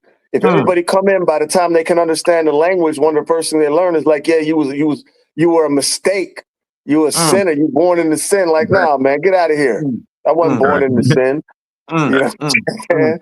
I don't know who told you that, but I'm not subscribing to that no more. I got my innocence intact, right? Even if I have used poor judgment here and there, I grow wiser. I do better. From I know better, I do better. And my good outweighs the times where I use poor judgment. So miss me with the doom because you was born as a sinner. You know what I'm saying? It just, we got to really retrace some of this cosmology that the controlling, the forces that are all about control and turning us into instruments of, remote control for their interest. Right. If we, and so what? You say the Peridot helps us with those feelings, Ross? Well, what Universal was saying, he had mentioned it about 3 times now about certain stones just helping him stay in touch with that childlike innocence. And that's important. That's important for us to make that connection and to do what? Because forgiveness, if we can't forgive ourselves, how are we going to forgive anybody else? You know what I'm saying? Nobody knows us better than ourselves. You know what I'm saying? Nobody knows our intention like we know our intention. And if it's in our intention to do what? Preserve our innocence, that's going to affect the kind of character that we project in the world that we're living. Because we can't lie to yourself. You know? You're going to do better because what? Because it's the right thing to do. And that lightens your heart. That makes it like, you know what? Yeah, when I was a little kid, I did slap that dude and take his candy because I ain't know no better. That's what we did in the streets and the projects. But look, I ain't doing that no more. You know, I'm actually I'm giving out stones. I'm making myself available. I'm using my creative abilities to inspire others. So I don't have to live and ride into the depths of hell behind something I did when I was younger and foolish. You know? Yeah, I don't have to. I don't have to. Helps with that too. Yeah, the lightening of the heart. It's important. That lighten the heart. Yeah. Let all that go. Forgive yourself. Love You gotta yourself. forgive yourself. You gotta forgive yourself, man. You can't forgive nobody. Just like you can't love nobody else if you don't love yourself. Same way. If we walk around with all this callous and all this guilt on our heart, then Guilt and shame. we're projecting that into the world. And that ain't what the world needs. Two of the biggest control and manipulation tools that, right, the Peridot and the Totems help us break free from guilt and shame. Yes. It's Lighten the heart. important. And it seems like it's those more translucent green stones that have this factor. You know, noting how the Peridot is opaque. You can't see through this. There's a lot going on in there. You know, those lighter green stones seem to just lighten the heart, you know? Yeah. Saw this one? Oh, Schmidt, what is that? An emerald? No, that's Peridot. Oh my goodness! Wow. Look, when I went to that's why you go to the gym show, because I saw it. I was like, yo. So I call, call around. My people be like, they got certain tastes for certain things. Like, let me see that again. Put that back up. Let me see that. This was a Peridot right here, and then I do got some emeralds. Yeah, that's nice. Wow. Yeah, that's spectacular, brother. Emeralds are healing stone, and we got a lot of raw emeralds and things of that nature. I love that brush said green tourmaline, because that's something that a lot of people they overlook. But green tourmaline is amazing. You feel the energy from it when you touch it. You definitely feel the energy from it, see it. You know what I'm saying? Yeah. And watermelon tourmaline too, to mix in the pink with the green. You know what I'm saying? I felt like a vibe, especially when it got a little rubellite in it, like a little bit of that lithium in it to kind of calm your nerves too. So you don't, you know what I'm saying? So you kind of like. I wanted to build on that pink a little bit that y'all was talking about, pink in the heart, right?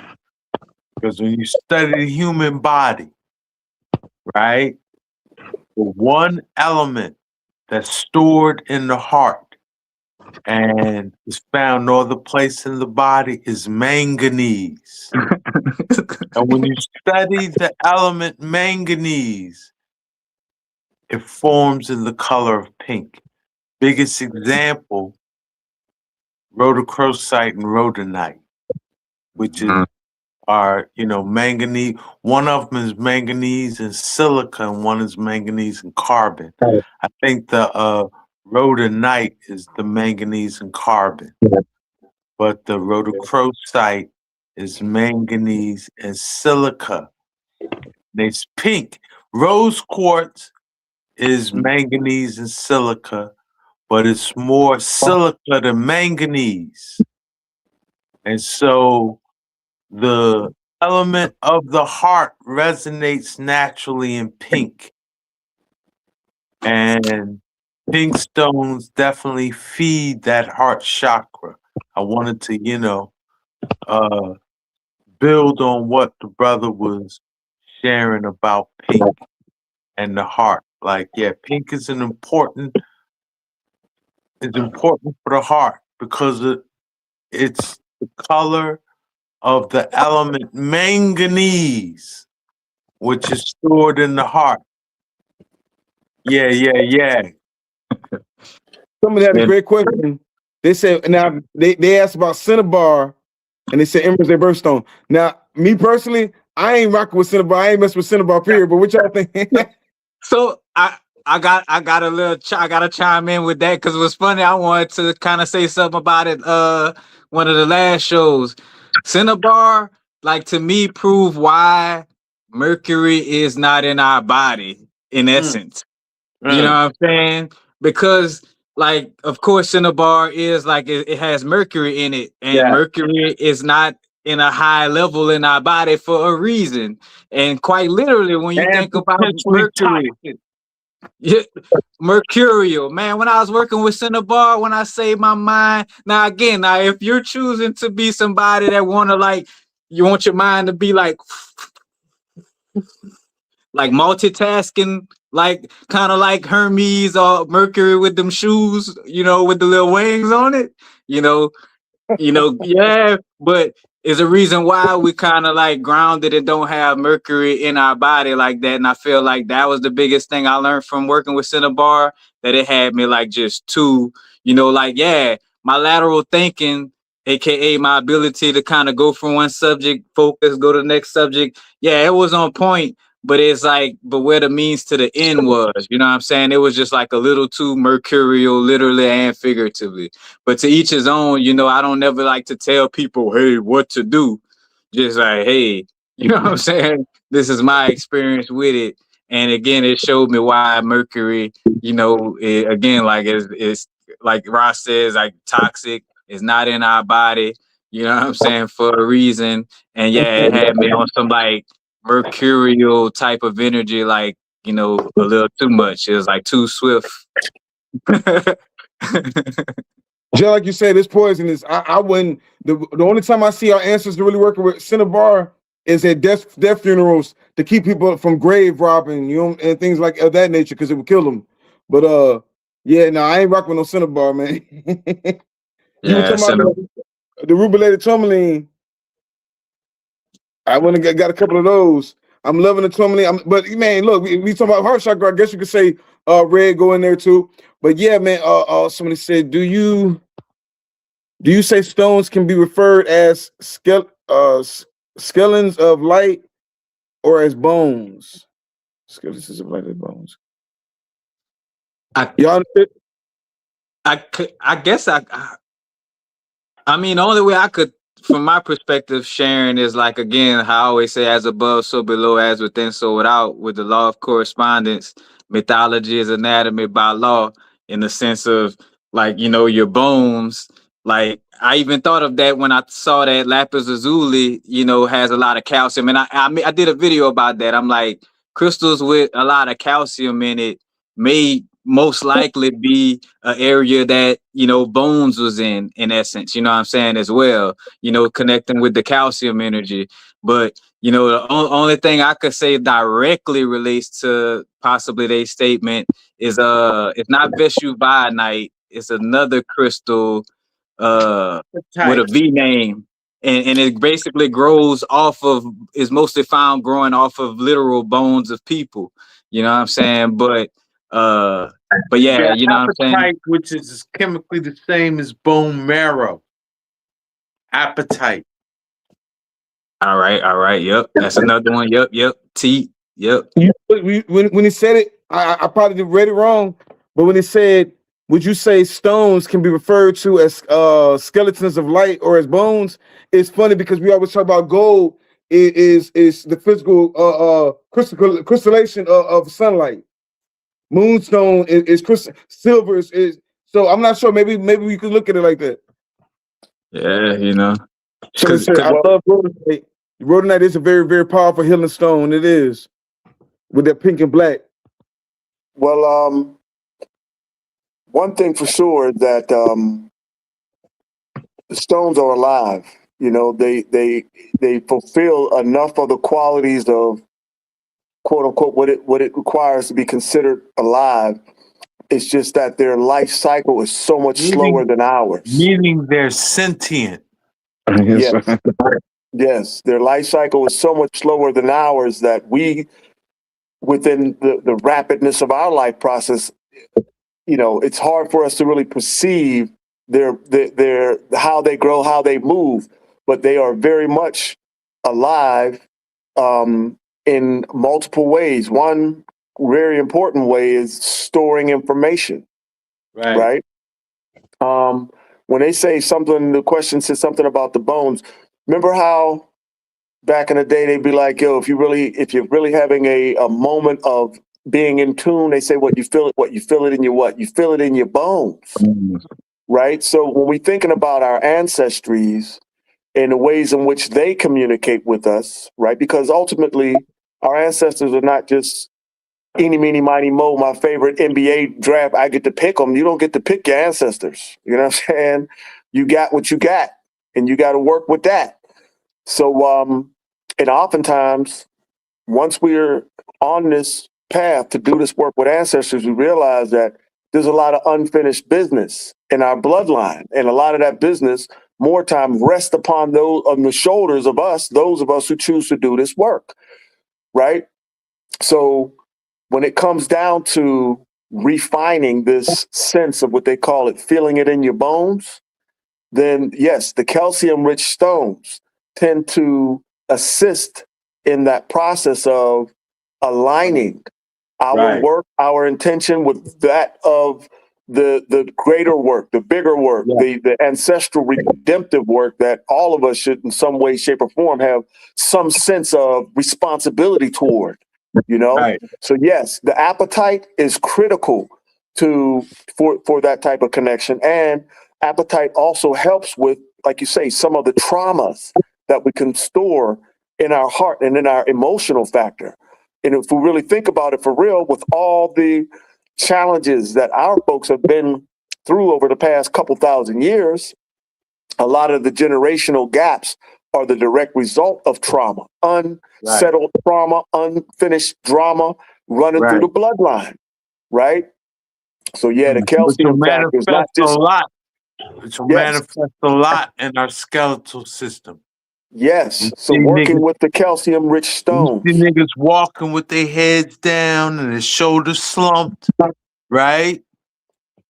That's a reflection of their psycho-spiritual state. That them and that man and them ancestors, his peoples before him, their esteem has been violated in some way by someone. So they wear it in their posture. You can study a man's psycho-spiritual form of him and his ancestors by studying his posture and how he hold his body, right? And so if you want to work on that, let's say you like, yeah, I want to help my bloodline work through that shit that's trapped in our skeletal systems. I see all my uncles with slumped shoulders, heads hanging low, or whatever is in their posture. Whatever tendencies, yes, they're expressing. Yes, You're absolutely. going to get your calcium-based stones and work with them. You're going to work with your calcites. You're going to work with your appetite. You're going to work with, you're going to work with the lapis. You're going to work with the stones that are calcium rich. So the calcium in you can realign itself. Yes. You know? Yeah. Frequency. Yes. So absolutely. I don't know if that answered the question, but that's what triggered the train of thought about stones being associated with like skeletons and the bones. The bones are the crystallized version of our DNA. Yes. Our other tissues are crystallized as well, but they gonna put us in the dirt. All them other tissues gonna be gone after a little while. The part that's gonna remain is the bones. That resonant frequency. Our signature frequency that's in us is a genetic communication channel. It's a genetic frequency. So and our bones are piezoelectric. They're like crystals in us. That when pressure is applied to our skeletal system, they release electricity. Yes. And I should mention too, I'm assuming we know that our blood is made in our bone marrow. Our blood is generated and produced from our bone marrow. So the skeletal system and blood is they're related, it's important. And so that's the gift of the calcium family of crystals to help us get that whole part of ourselves aligned, Yeah. Brother Universal, I see you gnawing at the bit, bro. What you got? What you got? I see you gnawing at the bit. No, man, I'm just sitting there like on some vibes of like, bro, like mythology is anatomy. Like the mythology, or say for instance, your anatomy, aka like he was saying, like being slumped over, you know, or having a certain pain or a certain thing in this area, you know, that aligns with the mythology of your family story. And I also was thinking of how I tell people also how to like peep game, whether it's through their natal chart or just planetary transits. But I'm like, you know, peep game at where basically like you have pains at, whether it be just a skeletal, you know, or muscular. But you know, since we're talking about skeletal, but let's say like your thigh bone or your thigh area hurt, it's a Sagittarius energy that you might be dealing with. And if it's your left leg, it's dealing with your right brain. So it may be like the feminine aspect of your lineage, dealing with the way you travel or do higher learning or deal with your Sagittarius energy. If your right knee feeling a little pain today, you know what I'm saying, check into the patriarchal aspect of the Capricorn qualities of your life. You know what I'm saying? Like how your social standing is and how you connecting with your ancestors or the karmic energy or Saturnian energy. But basically, again, using your body as a book, you know what I'm saying? Because again, as much as possible, you know, eliminating, you know, any confusion by like just knowing the blueprint to it and being able to look at your body and say, all right, you know, like again, like I got this cranial headache or like the bone right here hurt, or again, like my arm bone hurt. So it might be some Gemini energy that I'm dealing with. And again, either transitional, meaning like, all right, it might be a planet passing through, you know what I'm saying, the Gemini energy, or your arm always hurt, then it's something dealing with your ancestry and, you know what I'm saying, and the Gemini expression of energy, you know what I'm saying? Because I also, again, like looking at the anatomy of like the zodiac signs through the body. And reason why I also was shaking my head because looking at the fact that Saturn is connected to the bones, and I was like, I used to always say, like, again, looking at how Saturn could be seen as like the one who produced Mars in so many ways, and why Saturn is in the mythologies, Kronos, or the elder to, you know, Mars and Jupiter or Zeus and, you know, Aries and all this, because it's actually going on in the body. Like what, like again, what's creating the blood? The blood is made out of iron connected to Mars. You know what I'm saying? And when you got, like, as we talk about breaking down atoms and elements, this is also breaking down, you could say, the quote unquote atoms and elements of the esoteric information as well. And that way, you know, like again, you need less and less middlemen in your life to even understand yourself, because once you get the basic little, you know, elements to what's going on, then you'll be able to, you know, connect the dots for yourself as well. So yeah, when you were saying the whole bone marrow created in the bones thing, I'm like, yep, Saturn creating Mars energy, you know what I'm saying, right there. So, you know, Man, I'm gonna that's do just one the more before vibe. we get out of here tonight. How y'all? What is your relationship with Jade? How do y'all feel about Jade? Well, I like there's two types of jade on the market. The nephrite jade and the imperial jade. I tend to resonate more with the nephrite jade. Yep. The jade that works with kidneys, like the brethren mentioned. And it speaks to me deeply, meaning I feel like some of my ancestors or ancestries have worked with it. You know how, like, if you eat a food, like if you eat injera, or there's certain foods you might eat, and you could tell your ancestors, there's somebody in your bloodline, like you eating something That they enjoy it. Yeah. somebody in your bloodline used to get down with because they like you eating that, right?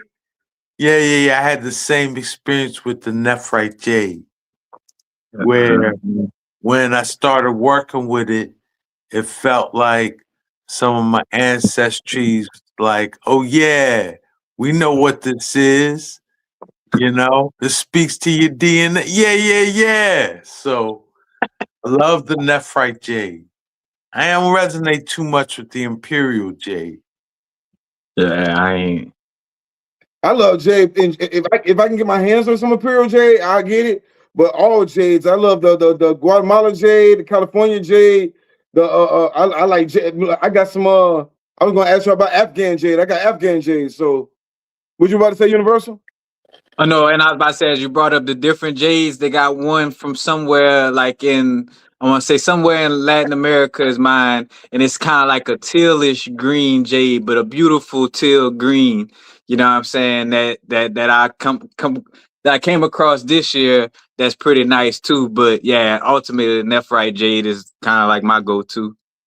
And then the ancestors, just going on ancestral. Like, I like what one of y'all brothers said about the wisdom of the stones or the wisdom of magnetism. I think that was Ross Nem said the wisdom of magnetism. The wisdom in jade. I mean, think about it. It's like Ross Ben just said it. You know how you can tell your ancestors was kind of rocking with this ahead of time? And jade is a healing stone. All of it, whether it be in China where you got a jade emperor or all these different things, jade is a healing stone, a prosperity stone. Is damn near just as great, if not greater than turquoise. You know what I'm saying? Now, I witnessed someone use the imperial jade for prosperity and abundance and, like, what do you say, cash flow and good fortune, right? And they worked it. I witnessed that. And I would say I knew a woman of good character, right? I knew a woman of good character, and she wore a piece of imperial jade every day, right? So even though I haven't had personal experiences with the imperial jade that I would really speak on, these are like things I've witnessed ones working with the imperial jade. Like, yeah. For someone's, I'm sure it's got something Irie with it. Even how it's so big in Chinese pharmacopoeia and Chinese lore and tradition, or just I'll say Asian. I don't know if it's limited to China, Right. but in Asia, I know Jade, and like I said, I witnessed a man use Jade, and yeah. I witnessed this come up, where he stated the intention, I'm gonna use this Jade to come up, and he came up. I witnessed that thing. We were talking about earlier the heart chakra, and we talking about earlier how the heart chakra magnifies energy from your heart. So we all, especially jade, especially green tourmaline, especially emerald, when you want something, you'll get it fast with that jade now. Yes, sir. Yeah. One of the come ups this year at the Tucson Gym Show. We met the cat straight from British Columbia, Canada, and he had the jade. Yeah, so this is that British Columbia jade in the handle, and in the arms, those are Burmese jade. This is Burmese jade here in the arms, All right. and then crowned with the prehnite. So this is a personal piece, and again, just through the grace and the sweet surrender of the gym shows. This one hasn't been listed on the website yet, so this is actually somewhat of a premiere. But yeah, we got him. We got the jade on deck to render these crystal synergy ankhs, these ancestral, multidimensional, multi-generational technology. Yeah. And Arisha Stone, keep an eye out on the on your mailbox. You got something coming in. You got something coming in. You got something coming in. Yeah, keep an eye out on the mailbox. I got to make sure I get something worthy of y'all time and respect as well. Yeah, man, tap into those green stones because it's healing, it's abundance, it's prosperity. Don't just jump in and think it's prosperity. It's what you love. So sometimes you'll get everything you love and skip over the money. That's probably why they made money green. You know what I'm saying? But yeah, the green stones is most definitely powerful, from emerald healing, jade healing, green tourmaline healing. and we're talking about Peridot and all these different things, and each one of them is in tune with healing and nature in general. You know what I'm saying? So I'm loving all these green stones. Yeah, Well, what's now I will just say this, right? Since we're talking about colors, if I overstand correctly, there's only 3 colors you can wear every day, all day, every day, and not have any counter indication or any problems. One of those colors is green. The other is purple. The other is orange. Can't wear red every day, all day, 24/7, 365. You can't wear blue every day, all day. But you can wear green every day, all day, 24/7. Yeah. Green, because, it's not going to overexcite, overheat, or overcool, cause blockages nor inflammation, right? Green, keep things level. Yeah. Somebody Brother asked y'all Universal. New Zealand Jade. How do y'all feel about New Zealand Jade? I just work with a piece of New Zealand jade, man. I have a client in my local community whose queen just literally like a week or two, probably about 3 strength ago, came to the market. She's from New Zealand, and she had a piece of this New Zealand jade. And a lot of folks just refer to it as greenstone in New Zealand. So I had to do my research just to kind of figure out what I was working with. And sure enough, yeah, it was a phenomenal piece of jade. But yeah, one more point about the greenstones, particularly the ones we've been speaking about. Brother Universal, you was talking about working with certain stones for dream enhancement. And Jade is at the top of the list when it comes to dream stones, man. Jade is like make a wish stone. When it comes to dreaming, like set your intention, do your prayer, do whatever you got to do before you rest. That technique of guiding your mind toward what like say for instance, housing. I'm pulling something out of the air. You got a housing challenge. So before you take your rest, you're in that prayerful, meditative, and intentional state of visioning yourself in the ideal housing situation, right? So then when you rest, you got a piece of jade in your resting space. Oftentimes the dreams will reveal pathways or secrets or, almost like a riddle to how you can align with that vision of, your ideal for the housing situation. So, jade is a phenomenal dreamstone. We have them positioned in our place of rest in 2 or 3 strategic places because of that reason. But also, these guys too, when we first got this magnetic Peridot, and I started putting them under the pillow, the dream realm changed from like a roller coaster ride. On a roller coaster ride, it's like you can perceive, but you don't have no control over the ride. It's going where it's going, and all you get to do is perceive. You don't get to slow it down. You know what I'm saying?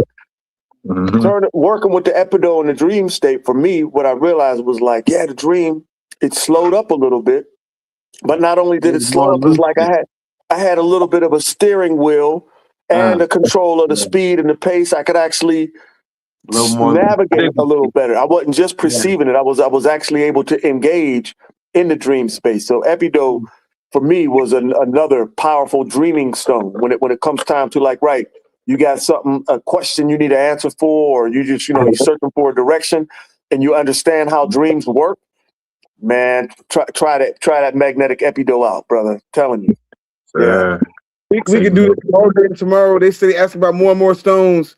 I thought we would like they asked about turquoise. They asked about a lot of different things. Not to mention, it's so many different things. We malachite and the other stones we didn't get into tonight. So I look forward to doing this again with y'all.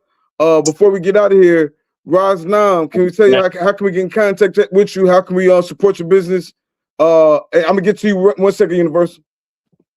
Well, again, I'm actually going to sign off. So much love, everyone.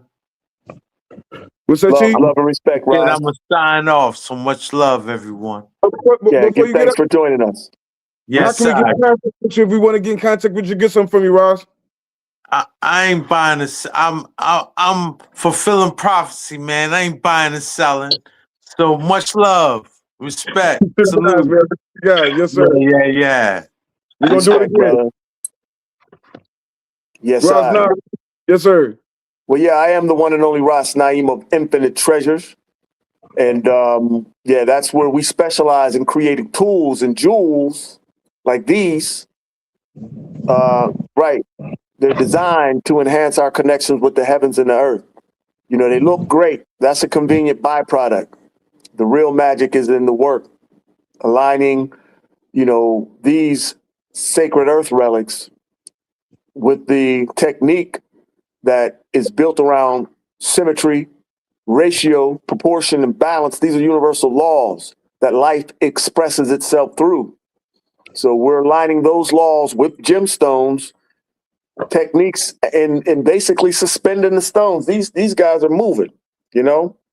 But all that to say, the tools and the jewels are designed to enhance our connections with the heavens and the earth. So if these type of works are resonating with you, www.infiniteTreasures.org or www.infinitetreasuresllc.com is where you can find us.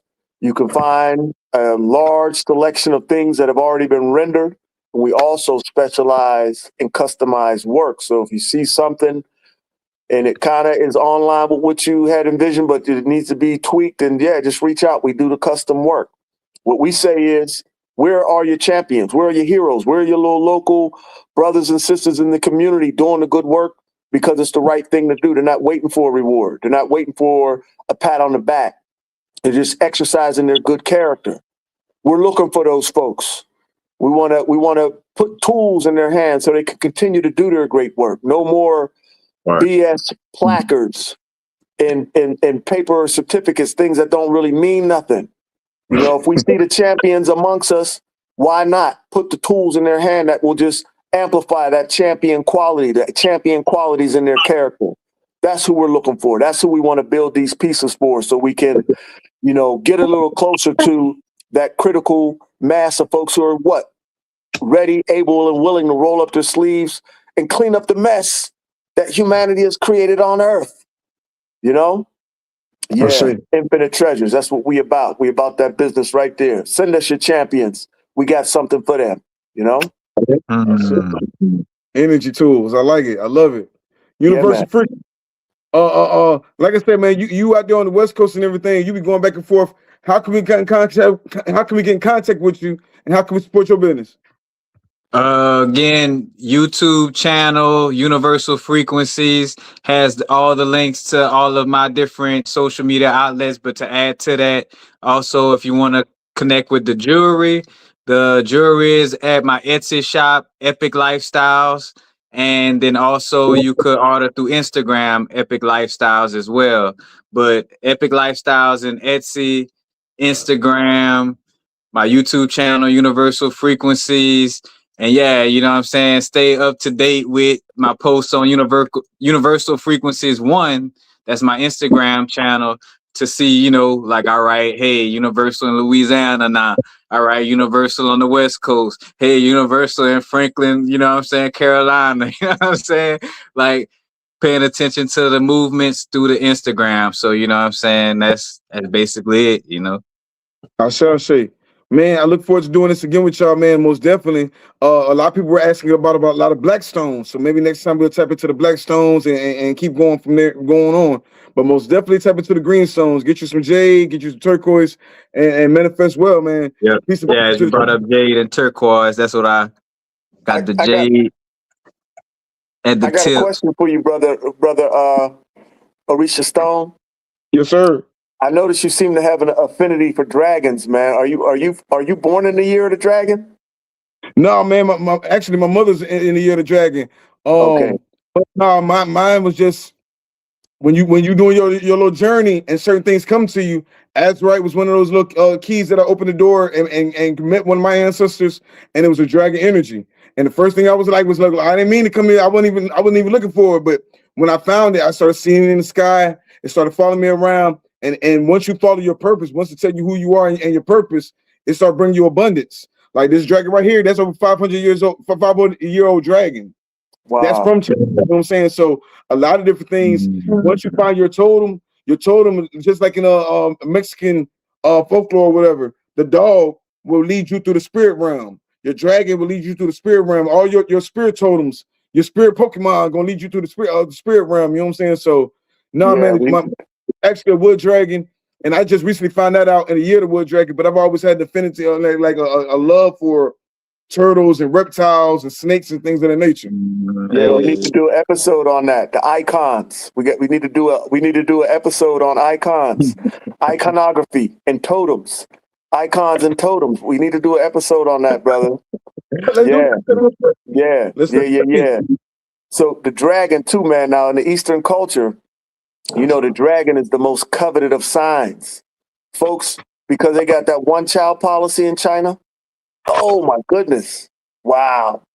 Yeah, because of the one-child policy in China, what you'll find are like folks will be waiting for decades at a time to conceive because everybody want to have a dragon baby. You know, check it for yourself.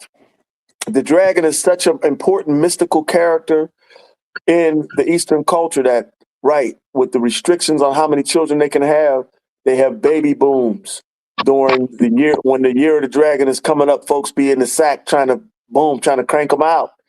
You know, it just so happened that I got two dragons in my bloodline, man. Amongst my children, my first biological born son is a dragon, and then my youngest child, my daughter is also a dragon. His Majesty Emperor Haile Selassie is born in the year of the dragon. So there's something about these characters, man. They're very mystical, very magical. Like the more and more I watch dragons and see how they move, see how they just, a lot of time, because the dragon, from a superficial external point, you would think, oh, wow, how flamboyant, how so, wow, wow, wow. But the reality is, a lot of times, dragons will be the center of attention in a room, and they ain't even doing nothing out the ordinary. They're not trying. You know what I'm saying? They're not even trying to out-style anybody else. You know, they just have an innate magic about them, an innate mystique about them, you know? Yeah, so I couldn't help but ask, man, because I got a lot of dragons in my life. I'm like, curiosity got the best of me. I wonder if Orisha Stone was born in the year of the dragon. Just by you being in the mineral world itself, and we'll get out here soon, but just by you being in the mineral world yourself, you can't come across some gemstones and do the research. If you're really doing the research and study on it, you're going to come into a lot of dragon information. Yes. Solomon, he controlled jinns and 72 legions of so-called demons, but those demons were really dragons. You know what I'm saying? He had all sorts of different things going on that when you talk about tourmaline and opal, those are the original dragon stones. When you're looking at Australia, their prime indigenous deity is the dragon. Mesoamerica, the dragon. America, the dragon. Africa, the dragon. Ancient Europe, the dragon. I love what the brother just said, Ross Ben. Before he left, he said, we need to start thinking about rechanging the name of a lot of these stones. We might call it Alexandrite, because Alexander, he went over there and stole some land from somebody and named the stone after him. But when we start naming these stones, was that Libyan desert, like, you know what I'm saying? No, Morganite, because Morganite is named after J.P. Morgan. That's you know what I'm saying? Shit like that. Wow. Yeah, when we get and we're saying in the power, where they put their name on certain stones for a reason. Yeah. And then, like you say, the whole dragon energy, Jade, all those different stones tap into that dragon energy. You know what I'm saying? Rubies tapping into that dragon energy. You know what I'm saying? So, yeah, the dragon is our great mother. I say. So, man, yeah, we'll tap into that a little bit more next time, man. I appreciate each one of y'all, man, and I look forward to doing it again with y'all real soon. Absolutely, yes, appreciate you, brother. Appreciate you, man. You're doing the good work. You're doing the good work. Steady. Say it one more time. No, my bad. I was just letting them know whenever they try to get in contact with us or get anything from us, orishastone.shop@gmail.com. Hit us up. What were you saying, Achi? No, I was just commending you, man, and saluting you for steadying upon the good work, for creating a platform as such for folks to get this type of information. More time than not, like, me and Ross, we'll get on the call, a couple times a week doing this with quote unquote no show intended. It's called raw search and development. I get a stone and boom. If he ain't up on it, I'm sending him some so he can work with it. We working with it. We're doing the research. We're finding how it corresponds to us. We're putting it into practical application. So to be able to have a platform where this type of, lack of better words, nerdy, geeky, like who's in the stones, like who really is actually spending time researching stones and seeing how the stones correspond with your body so you can put them on your, like, who's doing that? And why? And I'm all like, the great more leaders. time than not. You can't name that one of them to the stones. Right. More time than not, we ain't doing it for attention, but the information has its place. There's practical application, whether folks can relate or not.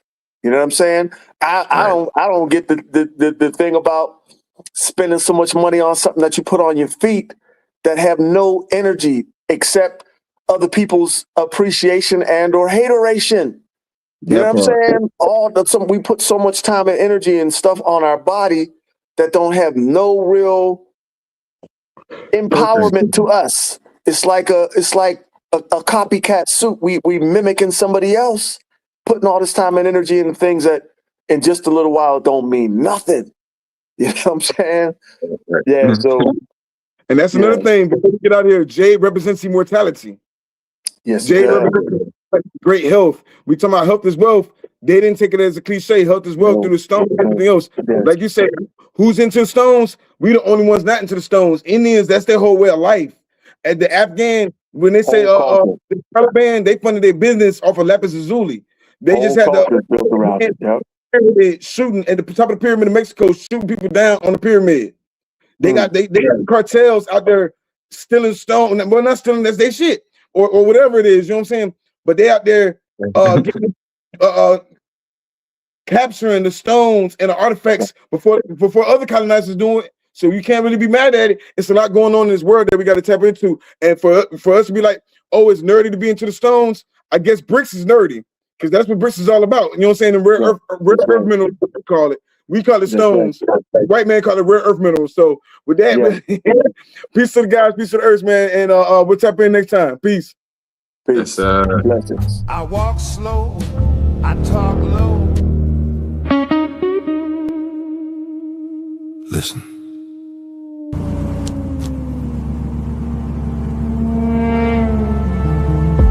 Listen to the stones. Listen to the stones. Listen to the bones.